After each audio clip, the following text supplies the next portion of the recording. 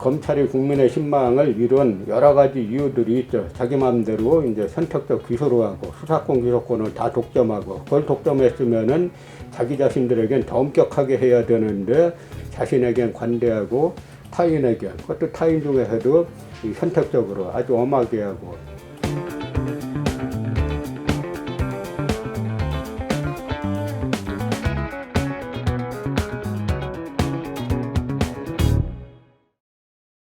이번 시간에는 이제 우리 선조들이 국가의 권력기구들을 어떻게 이제 구성하고 운영했는지를 한번 살펴보겠습니다.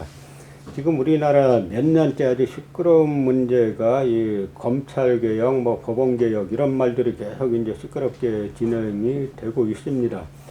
그런데 우리는 이러한 문제들의 뿌리가 어디에 있는지 항상 그걸 역사 속에서 찾아야 되는데 그런 노력들을 이제 별로 안 하죠. 그래서 우리가 조선이란 나라는 고려도 마찬가지입니다만 권력기구를 어떻게 운영했는지, 특히 이제 사법권을 어떻게 운영했는지를 잠깐 이제 살펴보겠습니다.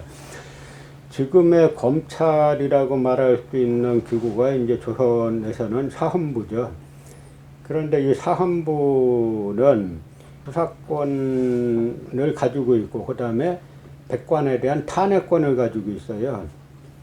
그런데 조선에서는 이 사헌부에만 수사권을 준 게 아니에요. 조선이란 나라는 국가 권력기구는 기본적으로 상호 견제를 가장 큰 원칙으로 했습니다. 사헌부 외에 수사권을 갖고 있던 데가 의군부가 또 수사권을 갖고 있어요. 의군부는 지금으로 말하면 공수처 비슷한 거죠. 그러니까 임금의 하명 사건을 가지고 이제 수사하는 그런 기구입니다. 그리고 형조에도 수사권이 있었고, 그 다음에 포도청, 지금의 경찰청에도 수사권이 있었습니다. 그리고 한성부, 지금의 서울시에도 수사권이 있었습니다. 그런데 수사 대상이 조금씩 달라요. 그러니까 의정부와 그 다음에 사헌부, 이쪽은 주로 양반 관련 사건들, 그러니까 국가의 정체성에 관련된 그런 사건들을 주로 다루고, 포도청과 한성부는 주로 이제 일반 평민들 관련 사건들을 다룹니다. 특히 이제 포도청, 경찰청은 일반 평민들에 관한 사건은 대부분 다 다루는 반면에 한성부, 서울시 같은 경우는 주로 노비 관련 사건들을 다루는 그런 식의 약간의 역할 분담을 두었습니다만, 이런 역할 분담을 통해서 상호 견제하게 하는 거죠. 여기에 또 사관원이란 곳이 있는데, 사관원은 수사권은 없지만 탄핵권이 있어요. 탄핵권하고 언론권이 있습니다. 그래서 이렇게 촘촘하게 한 기관이 전행을 못하게 권력기구를 구조를 짰습니다. 그러다 보니까 당시 이제 사헌부 사관원이 대단히 막강한 조직이에요. 이쪽을 갖다가 도를 갖다가 대간 혹은 양사라고 부르는데, 이 대간의 언론권, 탄핵권이 얼마나 막강하냐면 이 대간에서 누구를 갖다가 탄핵하면은 무조건 사표내야 되는 거예요. 사실이다 아니다 이걸 따지는 게 아니라 일단 대간의 탄핵을 받았다는 그 자체로 벼슬에 있을 자격이 없다 하는 겁니다. 그래서 일단 탄핵받으면 무조건 사표를 내요. 그러니까 사표를 내면 임금이 그걸 봐가지고 혐의가 경미하면 돌려주죠. 그럼 그 돌려줬다고 벼슬에 나갈 수가 없어요. 또 사표를 냅니다. 그래서 최소한 3번까지는 임금이 반려를 해야 그 다음에 임금이 3번씩이나 반려했으니까 혐의가 별거 아니니까 나가겠다라고 하는데, 그때도 나가면 상당히 이제 무리를 많이 빚은 상태가 되는 거죠. 그래서 심지어 뭐가 있냐면 풍문 탄핵권이 있어요. 사헌부 사관원에는 풍문에 소문에 들으니까 안 좋다 이거예요. 소문에 들으니까 돈 먹었다는 소문도 있고 누구 걸 뺏었다는 소문도 있습니다. 그 풍문 탄핵을 하면 어떡하느냐, 나 억울합니다 이렇게 말 못해요. 그래도 이 풍문 탄핵을 당해도 무조건 사표로 써야 돼요. 풍문이라도 그런 말이 들리는 자체가 처신을 잘못했다는 겁니다. 그러니까 이 대신이나 임금이 볼 때 이게 풍문 가지고 탄핵하는 건 좀 너무하지 않느냐. 그래서 이제 임금이 풍문 탄핵은 하지 말아라라고 했는데, 사헌부 사관원은 계속 강행하는 거죠. 풍문 탄핵을 하면은 어쨌든 탄핵당한 사람은 물러나야 됩니다. 그러니까 임금이 자기가 하지 말라 그랬는데 풍문 탄핵을 하니까 화가 나지 않겠어요? 그러니까 이 대간을 갖다가 파직시키고 잠시 옥에 가두죠. 그런데 대간은 절대 처벌하지 않는 것이 조선왕조의 확고한 원칙이에요. 이 대간의 기능이 있어야 고위 배설아치들이 불법하고 탐악하는 걸 근본적으로 막을 수 있다라고 해가지고 대간의 탄핵권을 철저하게 보장하죠. 그래서 임금이 화가 나면 오전에 그 의금부에 투옥시켰다가 오후에 풀어주는 식으로 이 풍문 탄핵을 계속하다 보니까 결국은 풍문 탄핵도 나중에 관례로 정착이 됩니다.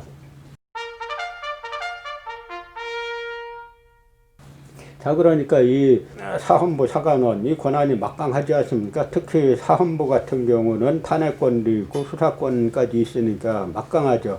그러면 이 상호 견제만 가지고 안 된다 이거예요. 이 사헌부나 사관원이나 특히 사헌부는 본인의 처신이 대단히 엄격해야 된다 라고 해가지고 사헌부 사관원은 예를 들어서 그 조정의 회의가 열리면 요즘 말로 국무회의가 열렸다라고 치면은 사헌부 사관원 양사 관원들은 가장 먼저 입장해요.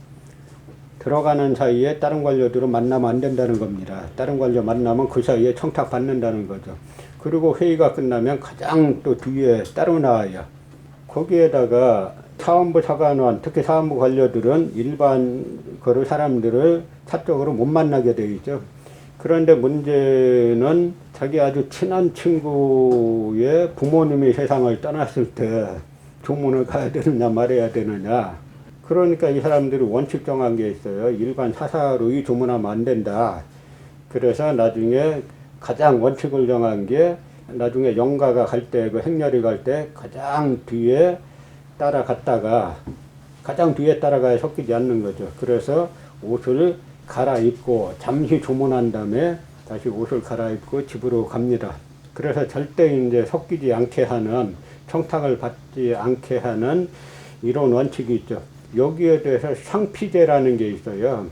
서로가 조금이라도 관련 있는 사람이 같은 기관에 근무 못하는 겁니다. 그거는 사헌부 사관원 마찬가지예요. 예를 들어서 사헌부 관원 중에 그 관원의 뭐 사촌 동생이 사관원에 배설을 받았어요. 그럼 둘 중에 한 명은 그만둬야 돼요. 그럼 누가 그만두느냐? 하급자가 그만두는 게 원칙입니다. 그래서 조금이라도 혐의가 있으면 안 돼요. 그런데 이런 이 당시 사헌부 사관원 사람들의 상호 견제도 있지만 이런 처신과 지금 현재 우리의 검찰의 처신을 한번 비교를 해보자는 거죠.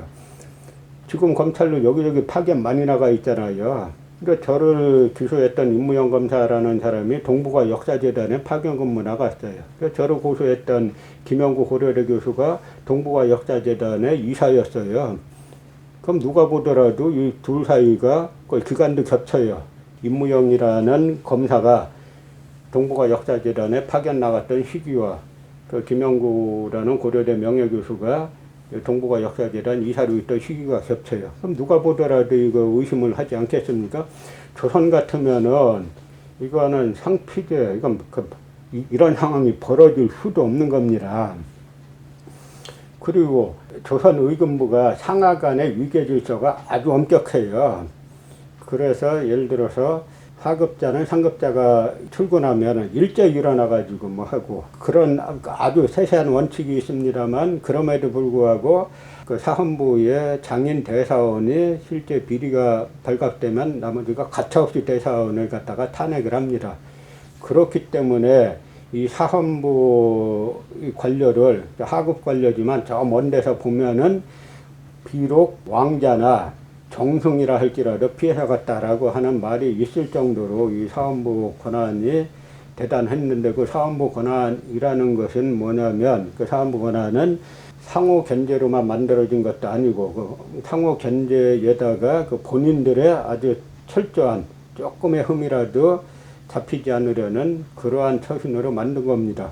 지금같이 법무부 차관이 별장 접대 사건, 뭐 경찰청장 말에 의하면 유관으로 다 식별되는데 자기네 편이라고 안 하고, 그 다음에 자기네 편이 아닌 쪽은 갖다가 엄청 동원해가지고 털면 먼지 안 나오는 뭐 누가 있느냐 이런 식으로 뭐 하고 하니까 검찰에 대한 신망이 이제 땅에 떨어진 겁니다. 무엇보다도 한국 검찰의 문제는 상호 견제가 안 돼요. 당연히 상호 견제가 안 되는 이러한 조직은 조선에서는 상상할 수가 없는 조직입니다. 예를 들어서 조선에서는 양사의 권한이 막강하죠. 막강하기 때문에 이 양사를 고위관료가 잡으려고 하지 않겠어요? 그래가지고 고위관료가 장악하는데 이 양사 잡는데 가장 중요한 수단이 뭡니까? 인사권이죠. 그러니까 인사권을 차단하기 위해서 뭐를 만들어 놨냐면, 원래 조선은 문관의 인사권은 이주에서 하고 그 무관의 인사권은 병조 국방부에서 하는 거죠. 그런데 이 대관 사헌부 사관원 관료의 인사권만은 정승도 개입 못하고 위조 판서 참판도 개입 못하게 해놨어요. 그리고 누가 하냐면 이조 전랑이라는, 지금으로 치면은 국장급 자리쯤 될 텐데요.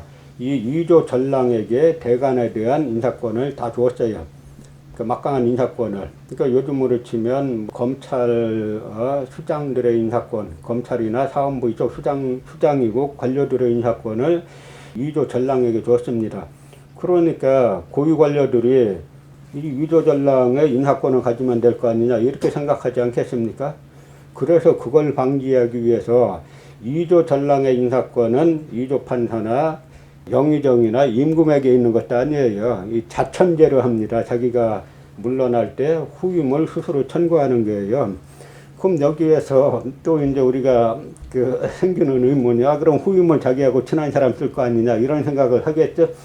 여기에서 등장하는 게 바로 사론이라는 겁니다. 사론이 뭐냐면 선비들의 의견 해가지고 당시 선비들의 공론이 있어요. 아, 저 사람은 강직하다, 맑고 깨끗하다. 저 사람이 저 자리 가면은 임금의 눈치도 안 보고 고위 관료들의 눈치도 안 보고 원칙대로 할 거다 하는 그 사론이 중요합니다. 그래서 그렇지 못한 사람을 갖다가 천거하면은 그 사론의 배척을 받는 거예요. 그래서 사론의 배척을 받는 것이 감옥 가는 것보다 조선의 선비들은 더 그것이 더 치욕스럽고 더 두려운 겁니다.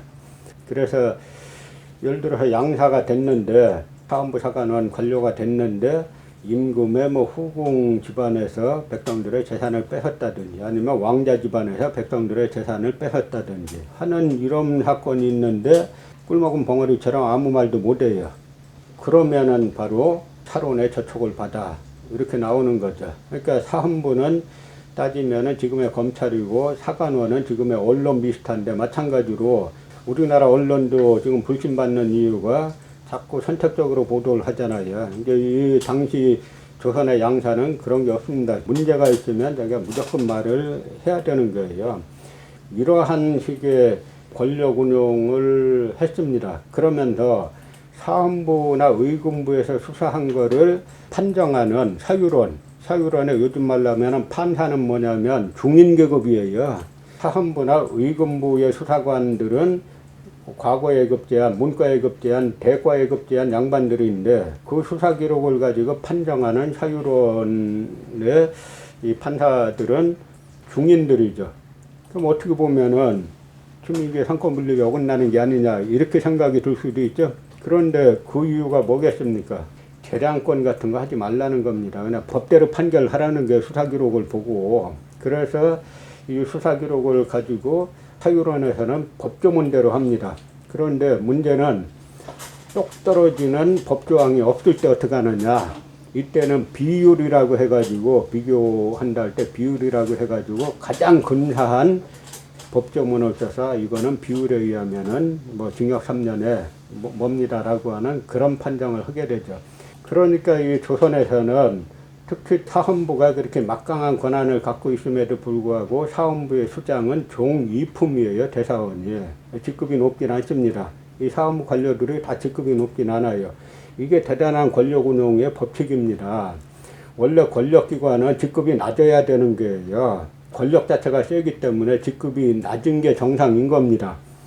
그런데 지금 한국 검찰은 검찰총장도 이게 차관급인지 뭔지 그러는데 검찰 내에 차관급이 40~50명씩 있다는 거잖아요. 이런 조직은 말도 안 되는 조직이에요. 검찰이 국민의 신망을 잃은 여러 가지 이유들이 있죠. 자기 마음대로 이제 선택적 기소를 하고 수사권 기소권을 다 독점하고 그걸 독점했으면은 자기 자신들에겐 더 엄격하게 해야 되는데 우리가 여러 사건에서 드러난 것처럼 자신에겐 관대하고 타인에겐 그것도 타인 중에서도 선택적으로 아주 엄하게 하고 이런 부분들 때문에 지금 많은 이제 비판을 받고 있는데 그 뿌리도 뭐냐면 우리 사회 잘못된 제도의 뿌리 찾아보면 전부 다 일제 강점기에 있습니다. 일본이 1912년에 조선 형사령을 반포로 하면서 이때 조선이 갖고 있던 수사권 분산 이 제도를 다 없애버리고 검찰에게 하나로 몰아준 그 뿌리가 지금까지 내려오는 겁니다. 그러니까 우리가 이런 조선 우리 선조들의 권력 운영 방식 바로 이런 게 있기 때문에 조선조 500년 동안에 권력형 비리가 별로 없는 거예요. 심지어는 그래서 조선이란 나라가 노비도 재산을 가지고 있어요. 조선 성종 때 가뭄이 들었어요. 그러니까 어떤 노비가 500석인가를 납부합니다. 이 이야기는 뭐냐면 노비가 500석이란 재산을 갖고 있다는 거잖아요. 그 이야기는 뭐냐면 그것도 산노비는 개인에 속한 노비인데 개인에 속한 노비가 이만한 재산을 가지고 있다는 거는 그 재산권이 보호가 된다는 거 아닙니까? 그 재산권이 보호가 된다는 거는 그만큼 법치가 된다는 거예요. 그래서 한때 사헌부에서 이런 주장까지 합니다. 사헌부에서 고소한 사건만이 아니라 우리가 직접 인지해서 이 양반들 사건을 수사하게 해달라라고 요구하니까 임금이 그런 건 너무 심하지 않느냐라고 해서 이제 거부하는 사건까지 있죠. 조선의 노비가 재산을 가지고 있을 수 있다라고 하는 거는 노비 주인으로부터 재산을 지킬 수 있는 그러니까 노비 주인이 노비의 재산을 강제로 뺏으면 사헌부에 가서 신고를 하면은 사헌부가 나서서 해결을 해주는 거죠. 그러니까 조선조 500년 동안에 권력형 비리가 거의 없고 사헌부를 갖다가 다들 정의의 화신, 공정의 화신으로 여기게 되는 겁니다. 조광조가 사헌부 대사원이 되잖아요. 그러니까 조광조가 시내에 나가면은 시정의 백성들이 막 몰려 들어가지고 우리 주인 오셨다, 우리 상견 오셨다라고 하면서 막 떠받들었다고 할 정도로 조광조가 사헌부 대사원의 자리를 가지고 당시 부패했던 이 조선의 벼슬아치들은 강하게 처벌하니까 힘없는 백성들이 그만큼 이제 박수를 친 겁니다. 그러니까 요체는 뭐냐면 이제는 한국이 검찰이 됐든 법원이 됐든 이제 국민 통제 내로 들어와야 한다 하는 이야기입니다. 원래는 검찰이나 법원이 이런 무소불위의 권력을 갖게 된 뿌리가 있어요. 원래 우리나라 군부 정권에서 검찰이나 법원은 어떻게 했냐면 당시 중앙정보부 안기부 조정관이라는 자리가 있어요. 안기부 조정관들이 검찰과 법원에 나가가지고 다 조정을 했습니다. 예를 들어서 예전에 주도로 하면은 무조건 1년 6개월 아주 정찰제 판결을 내렸지 않습니까? 그게 다 중앙정보부 안기부 조정관들이 검찰과 법원에 나가서 그 위에서 다 이제 조정을 했던 건데 그런 정보기관 권력이 민주화 바람에 빠져나갔어요. 그러면 당연히 정보기관 권력이 빠져나간 그 분야를 국민들이 들어가가지고 일반 국민의 권력이 됐어야 됩니다. 다시 말하면 검찰이 됐든 법원이 됐든 일반 국민들의 틀에서 헌법 내에서 제재를 받는 권력기관이 됐어야 되는데 정보부 권력이 빠져나간 그 자리를 검찰 내부 권력, 법원이 법원 내부 권력으로 대체를 하면서 지금 많은 그 불신들을 받고 있는 겁니다. 이런 것들이 검찰이나 법원 내부에게도 안 좋은 거예요. 결국은 모든 국가 권력은 이제는 국민들의 자발적인 동의가 있을 때 그 권력이 계속 유지되고 그 권력이 강화가 되는 거지 국민들과 자꾸 배치되는 속에서 배타적 특권을 누리려고 하면은 그건 이미 조선시대에도 안 맞았고 지금은 더욱 이제 맞지 않는 거죠. 이제 우리가 이런 식의 일본 제국주의가 만든 잘못된 제도, 그 다음에 군사정권이 만든 이런 잘못된 제도를 다 혁파를 하고 국민들의 민주적인 통제를 받는 그런 기관으로 거듭나야 할 때고 너무 늦었다고 말할 수가 있는 겁니다.